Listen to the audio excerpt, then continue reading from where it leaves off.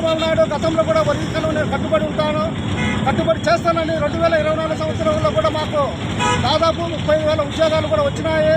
ఆయన కూడా మరొకసారి మేము బాధితులంతా ఆయనకు ఒకసారి మేము పురస్కారం తెలియజేస్తున్నాము. అదేవిధంగా ఉప ముఖ్యమంత్రి పవన్ కళ్యాణ్ కూడా మేము వర్గీకరణకు మాకు మద్దతు ఇచ్చినాడు కాబట్టి ఆయన కూడా మేము ఎంఆర్పీ తరఫున మేము ధన్యవాదాలు తెలియజేస్తున్నాము. కాబట్టి ఈరోజు ఏదైతే వర్గీకరణ సుదీర్ఘ పోరాటంలో మాకు సంఘీభావం తెలిపిన రాజకీయ పార్టీలు కానీ మిగతా కుల సంఘాల నాయకులు కానీ అందరికీ మేము మా ఏపీ ఎంఆర్పీ తరఫున ధన్యవాదాలు కృతజ్ఞతలు తెలియజేస్తున్నాము. ఈరోజు బాధితులకు ఓ సుదినం. దేశవ్యాప్తంగా అత్యున్నత న్యాయస్థానమైనటువంటి సుప్రీంకోర్టు బాధితులకు 30 సంవత్సరాల సుదీర్ఘ కాలంలో ఓ తీర్పును సంచలనాత్మకంగా ఈరోజు తీర్పిచ్చింది.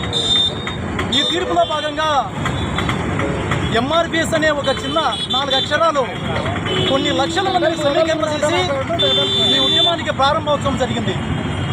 ఈ ఉద్యమంలో భాగంగా ఎంతోమంది మాదిగ బిడ్డలు 8 మంది ప్రాణాలు కోల్పోయారు.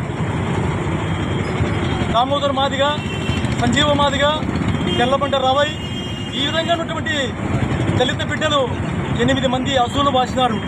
వారి త్యాగఫలమే ఈనాడు సుప్రీంకోర్టు దాన్ని అభివర్ణించి ఈరోజు మాదిగల పక్షాన తీర్పునివ్వడం జరిగింది. ఈ తీర్పులో భాగంగా మామూలుగా గతంలో కూడా ఆయా రాష్ట్ర ప్రభుత్వాలు వర్గీకరణ చేసుకోవచ్చన్న 5 మందితో కూడినటువంటి ధర్మాసనము విడుదలయ్యింది. అయితే దీనికి మాల మహానాడు వాళ్ళు మరీ దాన్ని పార్లమెంట్లో ఒక బిల్లుకు అప్రూవల్ చేశారు. అయితే ఈనాడు సుప్రీంకోర్టు 7 మందితో కూడినటువంటి ధర్మాసనం